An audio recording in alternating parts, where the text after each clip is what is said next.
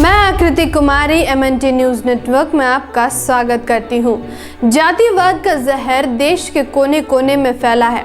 ऊंचे जाति के लोग कहने के लिए खुद को भारतीय, लेकिन उनका बर्ताव बिल्कुल भी इस देश के मिट्टी का नहीं है।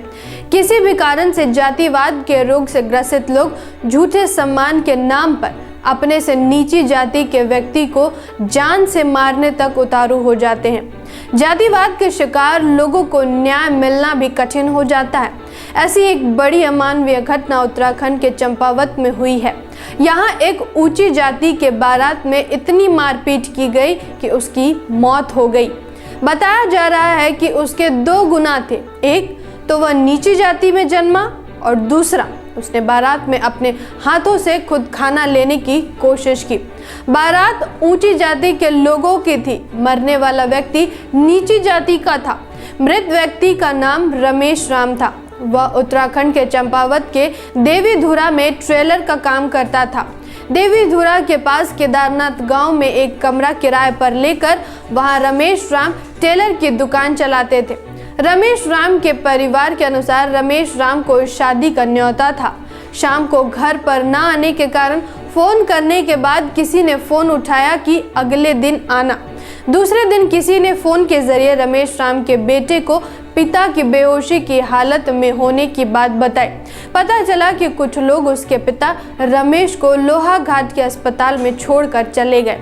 चिकित्सकों ने पीड़ित को हल्द्वानी के डॉक्टर सुशीला तिवारी राज्य के चिकित्सालय रेफर कर दिया, जहां इलाज के दौरान उनकी मौत हो गई।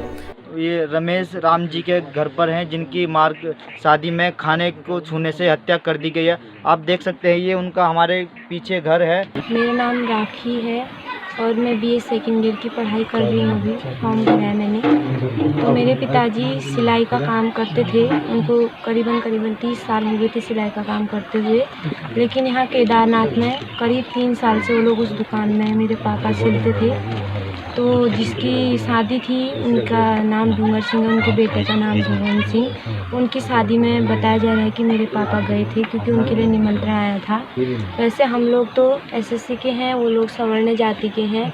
तो उन्होंने मेरे पापा को निमंत्रण दिया था और मेरे पापा वहाँ निमंत्रण में गए थे। मेरे पापा को सभी लोग बहुत अच्छी तरह जानते हैं क्योंकि मेरे पापा एक टेलर हैं और अच्छे खासे टेलर हैं।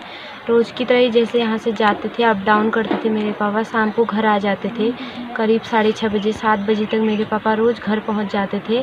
लेकिन उस दिन वो घर नहीं पहुँचे। फिर उसके बाद में मम्मी लोगों ने, भाई लोगों ने फ़ोन किया तो पता चला कि उनको वो बेहोश पड़े हैं और लोहाघाट हॉस्पिटल में हैं। उनके साथ कोई नहीं था हॉस्पिटल में, वो अकेले थे। वैसे जिसने भी 108 को फ़ोन किया था उस व्यक्ति ने वहाँ पर होना चाहिए था जब तक मेरी माँ उनके पास नहीं पहुँची थी, क्योंकि हर इंसान का धर्म होता है हर किसी इंसान की मदद करना। हम ये भी नहीं कहते हैं। उन्होंने मेरे पापा की जिसने भी उनको 108 के जरिए लोहाघाट हॉस्पिटल में पहुँचाया, उन्होंने वहाँ पहुँचा तो दिया। उसके बाद उनकी कोई देख रेख नहीं की। वो बिल्कुल नग्न अवस्था में हॉस्पिटल के फर्श में पड़े हुए थे। न उनके साथ डॉक्टर, न नर्स, न कुछ भी उनके साथ कोई भी नहीं थे। जब मेरी माँ गई तो उसके बाद आगे की कार्रवाई फिर मेरी माँ ने की हॉस्पिटल के ज़रिए।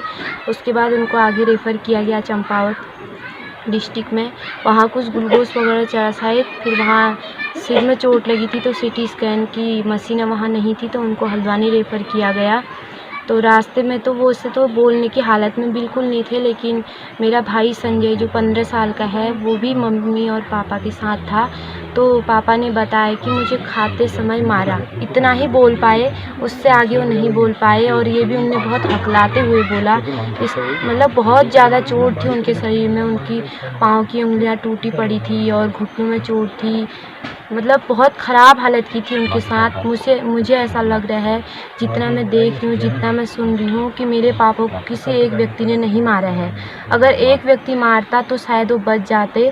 उनको बहुत ज़्यादा लोगों ने उन पर वार किया है। बताया जा रहा है कि मृत रमेश राम की पत्नी की तहरीर पर पार्टी थाने में अज्ञात के खिलाफ IPC की धारा 302 तथा SC/ST एक्ट के तहत मुकदमा दर्ज कर लिया गया है।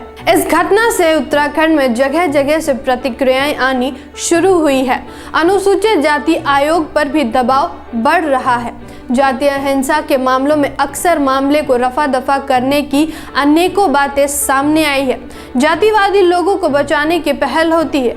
इस बात को ध्यान में रखकर पीड़ित परिवार को न्याय दिलाने और जातीय अत्याचार के घटनाओं को रोकने के लिए मूल निवासी संघ आगे आया है। मूल निवासी संघ के राज्य अध्यक्ष सुधीर कुमार और कार्यकर्ताओं ने मृतक रमेश राम के परिवार से भेंट की। मूल निवासी संघ ने पीड़ित परिवार को न्याय दिलाने हेतु रमेश राम के मौत को लेकर तुरंत जांच करके हत्यारों की गिरफ्तारी व उन पर मुकदमा दायर करने, कानून के दायरे में कड़ी से कड़ी सजा दिए जाने की मांग की है। इसके लिए मूल निवासी संघ ने प्रत्येक जिले के जिला अधिकारी के द्वारा ज्ञापन भी दिया है। उत्तराखंड के प्रदेश अध्यक्ष मूल निवासी संघ के सुधीर कुमार जी से बातचीत करते हैं कि किस तरीके से इसको देख रहे हैं। आज जातिवाद इतना चरम सीमा पर बढ़ रहा है कि खाना खाने से किसी की हत्या की जा रही है। सर बताइए हमें कि ये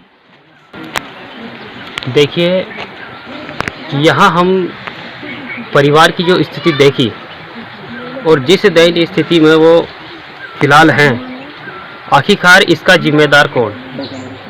हम मूल निवासी संघ के लोग परिवारजनों से मिलकर उनकी आवाज़ को बुलंद करने आए हैं। अगर उनको इंसाफ नहीं मिलता है, देखिए बहुजन समाज को इंसाफ मांगने की ज़रूरत पड़ रही है।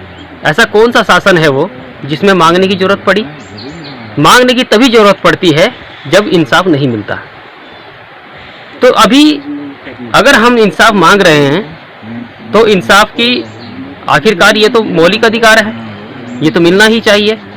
अगर ये नहीं मिल पाता है तो हम मूल निवासी संघ के लोग जन आंदोलन करेंगे। संपूर्ण उत्तराखंड में इसमें सभी जिलों से ज्ञापन भी जा चुके हैं और हम मुख्यमंत्री जी से निवेदन भी कर चुके हैं। इसमें कड़ी से कड़ी कार्रवाई की जाए और दोषियों को कड़ी से कड़ी कार्रवाई और उस पर जो दोषी हैं उनको फांसी की सजा भी होनी चाहिए। मूल निवासी संघ के राज्य अध्यक्ष सुधीर कुमार ने पीड़ित परिवार को आश्वासन दिया कि मूल निवासी संघ न्याय का पक्ष लेकर उनके साथ खड़ा है। न्याय दिलाने के लिए मूल निवासी संघ हर संभव संघर्ष करेगा। यदि प्रशासन से तुरंत कार्रवाई नहीं हुई तो राज्यव्यापी आंदोलन किया जाएगा। सुधीर कुमार के साथ उपस्थित प्रतिनिधि मंडल में मूल निवासी कर्मचारी कल्याण महासंघ के राज्य महासचिव RN Dohare, People's Party of India Democratic के राज्य महासचिव हरीश मौर्य और मूल निवासी संघ के कार्यकर्ता अमित कुमार, राजा गौतम आदि उपस्थित थे। उत्तराखंड से MNT न्यूज नेटवर्क के प्रतिनिधि राजा गौतम की रिपोर्ट। धन्यवाद। जय भीम, जय मूल निवासी, जय संविधान, जय भारत।